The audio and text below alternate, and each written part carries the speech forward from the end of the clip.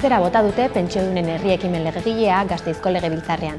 Parlamentuko kideek ez dute proposamena eztabaidatuko, ez baita tramitatuko. EAJ, PSE eta Voxek tramitazio horren aurka bozkatu dute. Herri ekimen legegileak pentsio baxuenei osagarri bat gehitzea du helburu, ahalik eta lanbide arteko gutxieneko soldataren kantitate berbera izan arte. Jaurlaritzan dauden bi alderdiek pentsioak aldatzeren eskumena Espainiako gobernuarena dela adierazi dute. EH Bilduk, EAJak eta PSEek Araba, Bizkai eta Gipuzkoako baldintza politiko eta sozioekonomikoak aprobetxatzeko aukera galdu dutela adierazi du.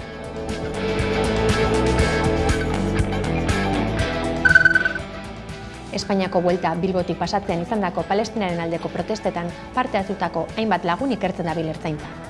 Kirolarloko indarkeriaren, arrazismoaren, xenofobiaren eta intolerantziaren kontrako estatu batzorde iraunkorraren aurrean salatu dituzte eta erduntzat joz gero, isunak eta kirol esparruetan sartzeko debekua jaso lezakete. Protestek Israel Premier Tech taldea bueltan aritu izanaren aurkako iritzia agertzea zuten helburu, gobernu sionista Gazan egiten ari den genozidioa dela eta. Mobilizazioek bueltako 11. etaparen amaiera aldatzea lortu zuten.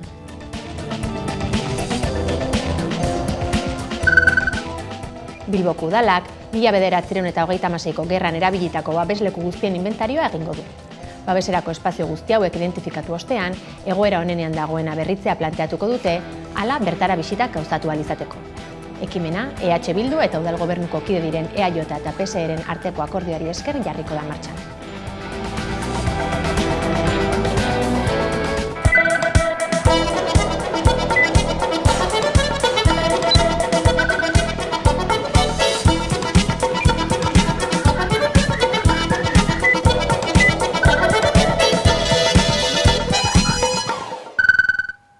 Gabon guztioi eta ongietorri irailaren 25ko albistegira.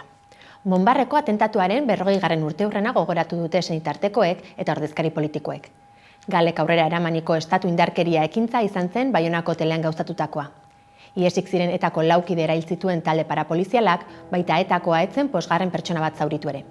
Ostegun eguerdi honetan, senitartekoek lore eskaintza egin dute 1985ean hotela zegoen tokian eta Frantziako eta Espainiako estatuen erantzukizuna argitzeko eskaera luzatu dute.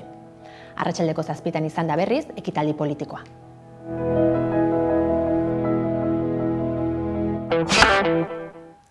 Nafarroako gobernuak etxe hona aurkeztu du, 5 urtean 735 etxebizitza publiko eraikitzeko plana, alokairu sozial eta eskuragarria, azalera eskubidea eta kooperatibei erabilera lagatzea barne izango dituena. Nafarroako gobernuak etxe hon abian jarri du. Datozen 5 urteetan 735 etxebizitza publiko eraikitzea aurreikusten duen plana. Lo llamamos Etxe On Navarra y simboliza una nueva forma de garantizar el derecho a una vivienda digna, eficiente y asequible para todas las personas en nuestra comunidad. Etxebizitza horietatik 483 alokairura bideratuko dira. Alokairu soziala eta alokairu eskuragarria kombinatuz, eta udalerri hauetan banatuko dira. Iruña, Aranguren, Egoes, Zizurnagusia, Tafaia, Altsasu eta Zangoza. Planak azalera eskubideko erregimeneko 128 etxebizitza ere aurreikusten ditu. Formula horrek higiezinaren erabilera lurzorua erosigabe erosteko aukera ematen du. Eta noainen eta barainainen proiektu nabarmenak daude. Gainera, Iruña, Altsasu, Beriain, Lodosa, Ororbia eta Uharteko kooperatibei 114 etxebizitza lagatzea aurreikusten da. Bestalde, 34 etxebizitza birgaituko dira landa eremuetan, biztanle gutxien dituen lurraldeko ehuna indartzeko. Etxe honek 160 milioi euro baino gehiagoko inbertsioa mugiaraziko du, finantzaketa publiko eta pribatuarekin, eta 3.000 enplegu zuzen baino gehiago sortuko dituela kalkulatu da. Proiektu honekin foru gobernuak etxebizitza parke publikoa handitu eta dibertsifikatu nahi du. Gazteei, familiei eta kooperatibei alternatiba errealak eskaini eta aldi berean tokiko ekonomia dinamizatu eta datozen hamarkadetarako etxebizitza politika iraunkor eta egonkorra finkatu.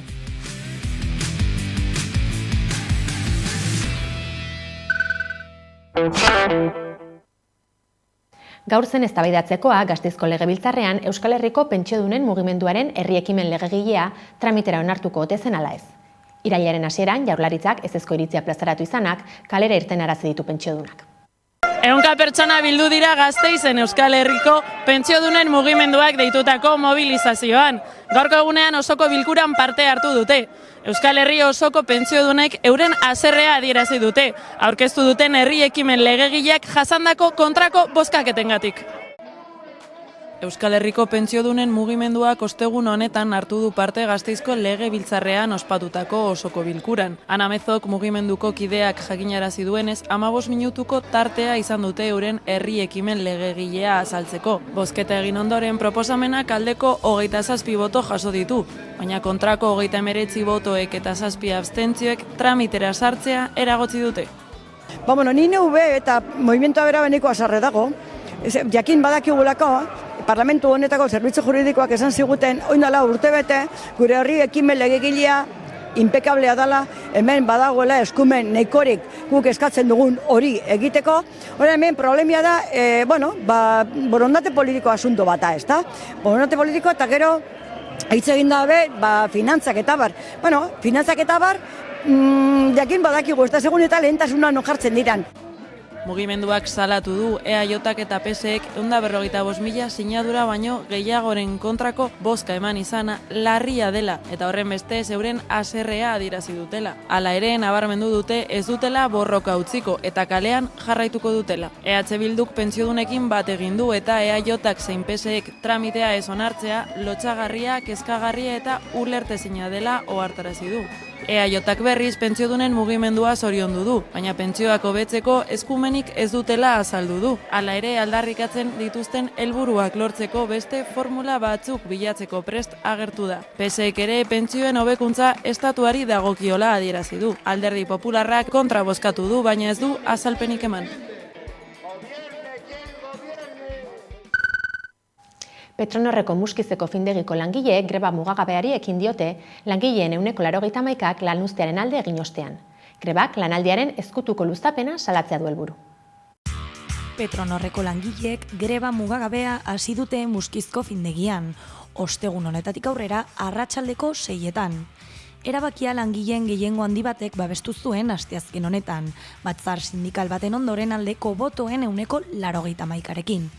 Emaitza hori langileen ezinegonaren ondorioa da. Ikusi dugulako lan harremanak, instalazioen egoera bezainari okertzen ari direla. Horren adibide garbia da zuzendaritzaren jakinarazpena.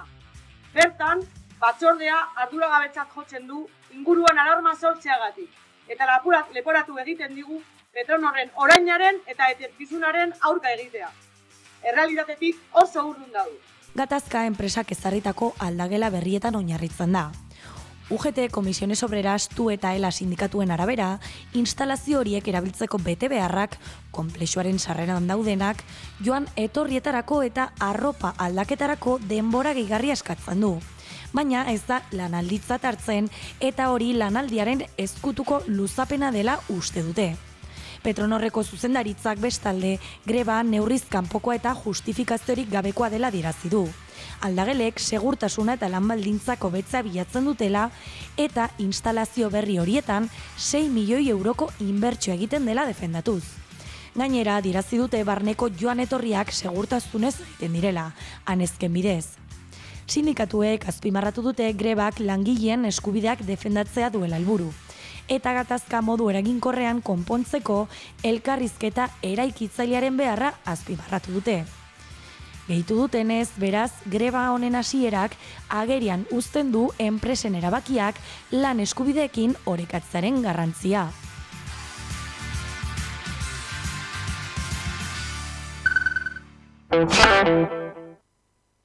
Karmele Asier Altunaren filmak Krimen Uribe idazlearen elkarrekin esnatzeko ordua novela du oinarrian, eta Jon Aspiur, Eneko Sagardoi, Nagore Aranburu eta Javier Barandiaran aktoreak ditu protagonista. Haietako batzurekin aritu da hizketan Udane Arbeo. Asier Altuna zuzendariak Karmele filma aurkeztu du Donostiako zinemaldian Krimen Uriberen elkarrekin esnatzeko ordua novelan oinarrituta egin du, eta Txomin Letamendia eta Karmele Urrestiren historia kontatzen da bertan. Euskal Herrian gerra galdua zela, erbestera ihes egin baitzuten. Erabaki nuen elkarrekin esnatzeko ordua idaztea Karmele Urresti eta Txomin Letamendiren istorioak gure herriaren historia kontatzen duelako, ez? Oso argi ikusi nuen, bikote horrek bizi izan zuena, zela herri bezala guk bizi izan genuena, ez? Eta hori, segituan ikusi nuen, balio zuela beraien historia intimoak, historia txikiak, gure Euskal Herriaren historia kontatzeko, gure bizipenak, ez? Ze azkenean, hauek zigortuak izan ziren Euskaldun izatearen kontzientzia zutelako, ez? Urresti familia geratu zen itsasontzirik gabe, etxerik gabe, erbesteratu egin ziren Karmele eta Txomin, ez? Arrubil ziren ere Soinkan, gero Parisen, gero Venezuelan, baina horregatik Euskaldun izatearen kontzientzia zeukatelako. Eta nik topaunean kriston historia oso sinematografikoa, ez? Harrituta neuan, ez? Zenbat peripesia oso gaztetatik Karmele zenbat erabaki potolo hartu behar ditxun, bi exilio, musika, maitasuna, buelta eta resistentzia ditaduraren kontra, elemento netako moskorraldi bat zegoen hor. Oso sinematografikoa da Karmele eta Txominen historia, ez? Eta erakarri sostan alde horretatik, eta esan hemen historia potente badago.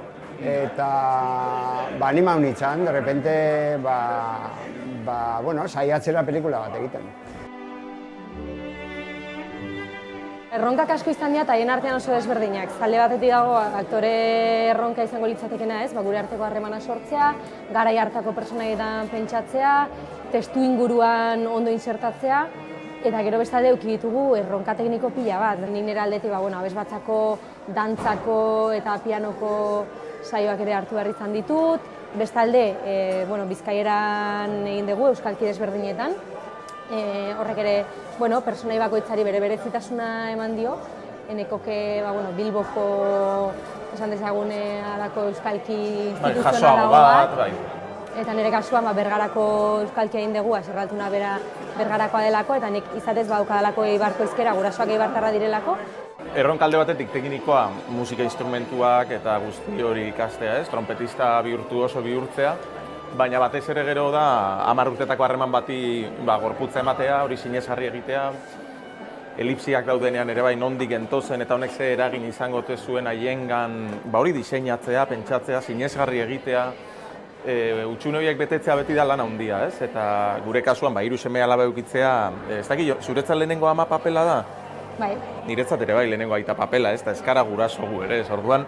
Badago hor ja ere bai gestutik, hartzetik, lastanetik, hor badaude gauza txikietan egin beharreko lanak, batzuetan ere naturalki eta pentsatu gabe ateratzen direnak, baina ardura bat nik uste sortzen duela, ez? Eta da, sinesgarri egiteak guzti honen barruan dagoena dela maitasun historio bat, eta esatea azal kontu bat bion artean ikusleak ikusten duenean unkituko dena, gogoratuko duena eta sinestuko duena batez ere.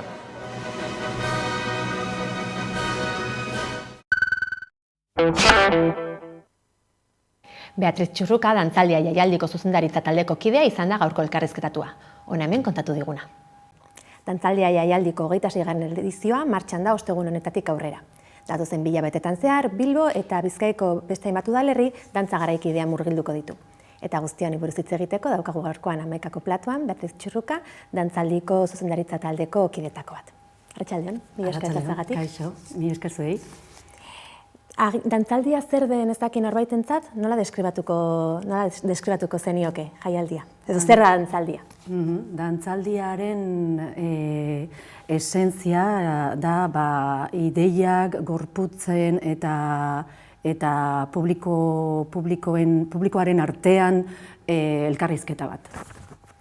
Eta nola sortzen da ekimen hau eratzearen ideia, nola izan ziren lehenengo pauso horiek? Begira, Laura Etxebarria eta Luke eta Haue hasi ziren galeria batean lan egiten, gehiago arte plastikoekin, baina beraiek zetozen eszenikoetatik. Beraz, hasi ziren ere gauzak antolatzen eta egiten, eta Suposatzen dut, ze hori buruz ez dut ongi hitz egin oraindik beraiekin, baina suposatzen dut momentu batean arte eszenikoak pultsoa gainditu zituzten eta erabaki zutela aretotik, La Fundizione aretotik ateatzea Bilboko jendeari beste gauza bat eskaintzeko edo handiago bat edo erresago bat eta suposatzen dut hori izango dela, bai.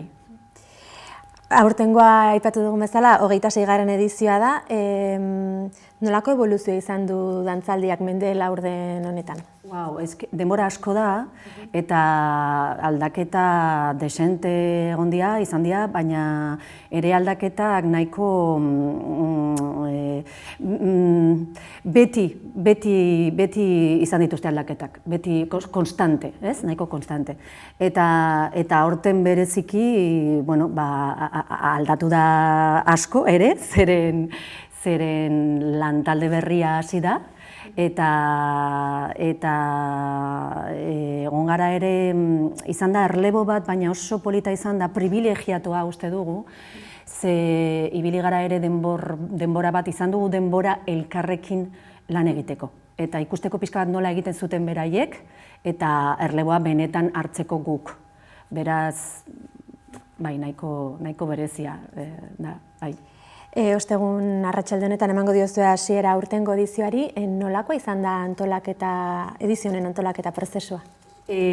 Lan asko da, pentsatzen nun baino gehiago, ni ohituta nago, arte ederrak ikasi nituen eta beti egon naiz kultura arloan, eta badakit lan asko dela, eta bokazionala dela ere, bestela ezin duzu egin.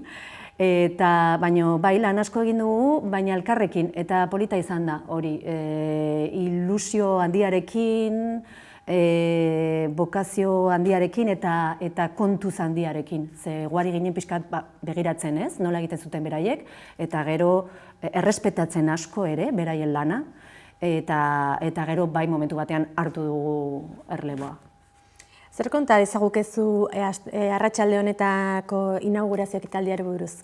Arratsaldean, orain izan dugu prentsaurrekoa, izan ditugu 3 erakundeak, Eusko Jaurlaritza, Bilboko Udaletxea eta Bizkaiko Diputazioa, eta oso ondo joan da, eta ere ikusi dugu estrakto txiki bat Panoptikonen piezarena.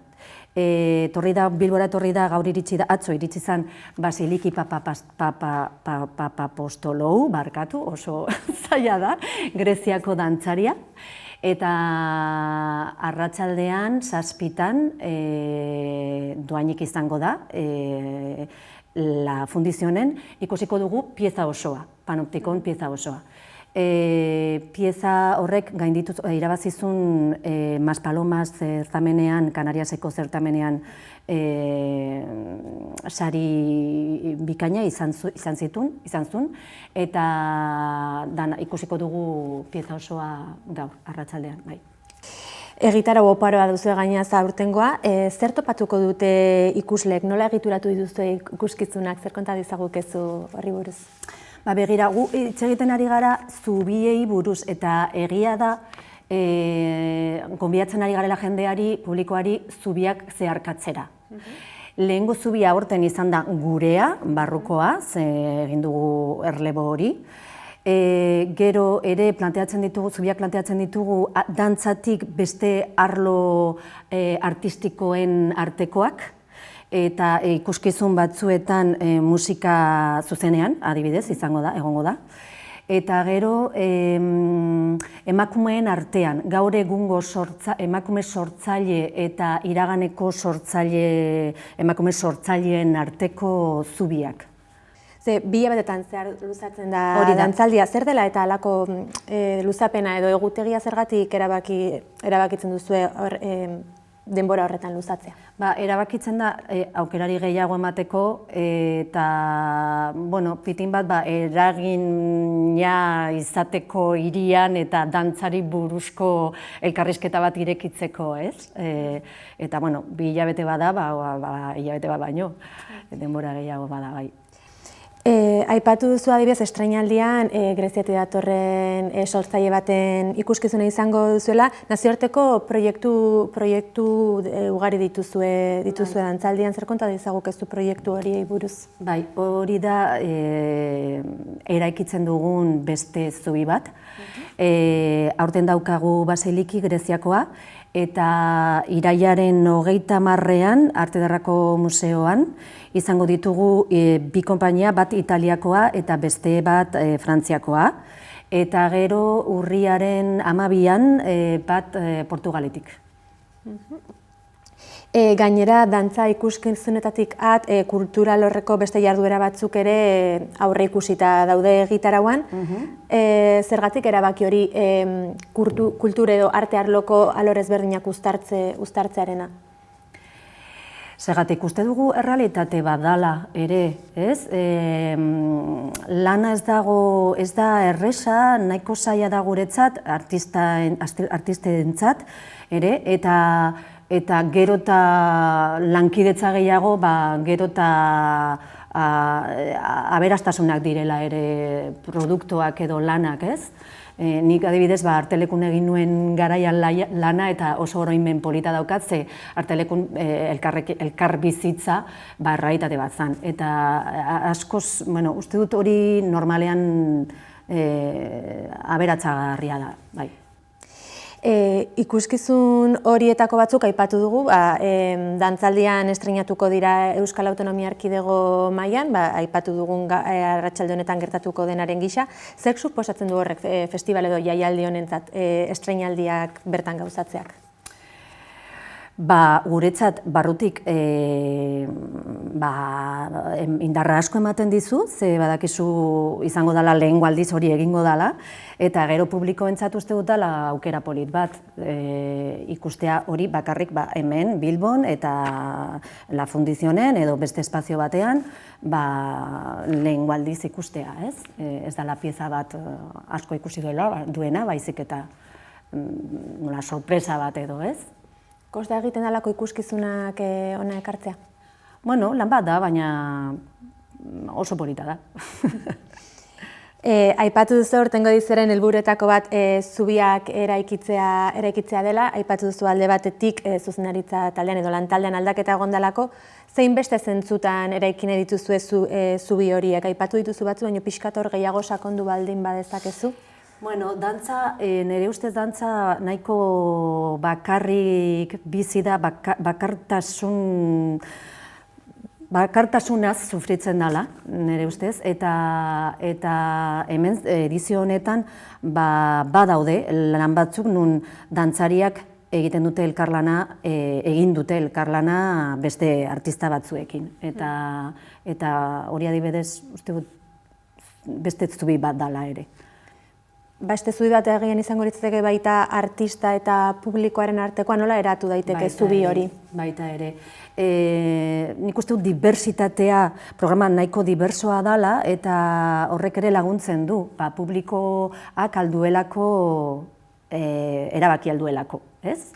Noragoa, zertara, ez zergatik, zer da atentzio gehiago iragarkatzen barkatu diala eta erabakitzea, benetan erabakitzea.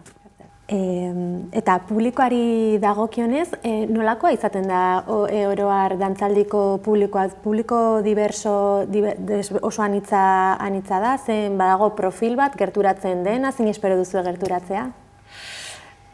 Dantzan esaten da askotan ez da gola publikoa dantzarako. Nik uste dut ere pentsatu behar dugula pitin bat gehiago hori, eta lekuz-lekuz, adibidez, lekuz-lekuz jaialdia egin dugulako orain, udan, kaleko jaialdia da, baina ikusten da jendeari interesatzen zaiola eta jendea gelditzen dela, ez? Ikustea. Ikuste dut diversitatea dela nahiko klabea, eta ere leku batzuetan edo desberdinetan egitea horrek lagunduko digula. Dantza garaikidean oinarritutako festivala izanik, iruditzen zaizu dantza garaikidea irisgarriago ari dara bihurtzen publikoaren gana, esan nahi dut, publikoa geroz eta gehiago gerturatzen da dantza mota hau ikustera? Nik espero dut baietz, eta uste dut baietz, uste dut beti arte zuzenean egiten diren gauzak, arteak edo akzioiak edo ikuskizunak, daukatela plus bat, ez? Dala, pues, bakarra dala, ez? Esklusibo edo. Eta horrek uste dut bai daukala indarra eta jendeak apreziatzen duela hori. Eta zer esango zenioke, dantza garaikidera gerturatu nahi duen horri nola gonbidatuko zenioke dantzaldira gerturatu dadin?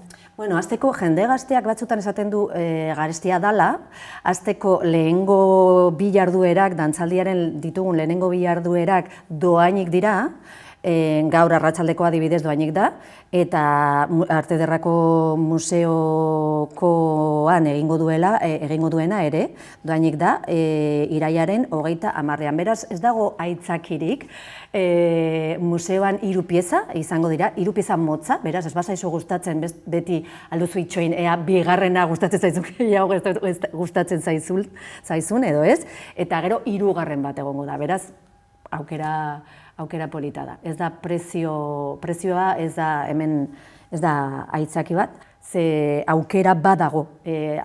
Gure programa hartzen baduzu, daukazu aukera, gauzat oso desberdinak ikusteko. Beraz, aniztasun horri eutxiko diogu.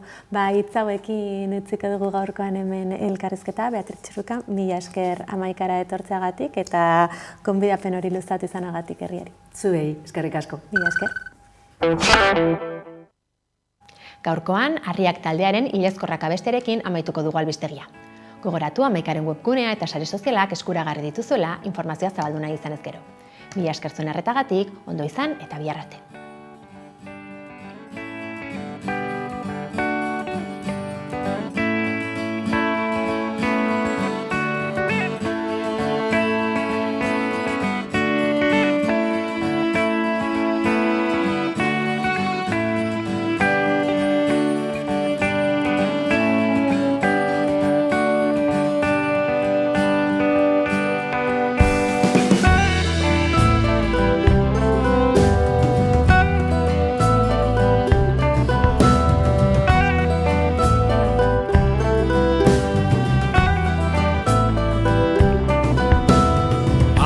Esaten ere ez dakigu, nork daki zer garen, izuak jotako animaliak, haragi utxala besterik ez.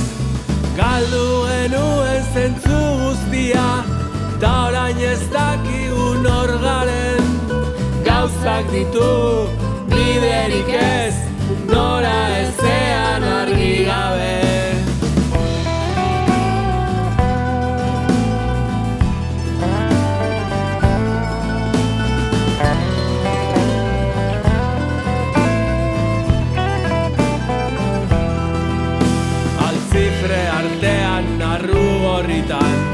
Bakarrik eta logale, negu buruko gau luze hontan, ezer ezan nire jabe. Galdu genuen zentzu guztia, ta orain ez dakigu nor garen, beldurra dugu jainkorik ez, paso ilunean ari gabe.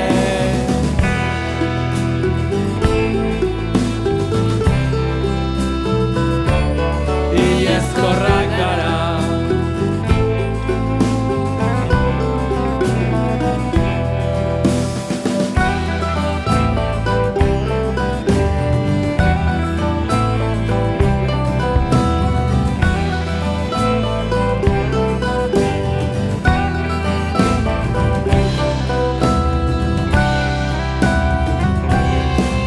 Eroriko dira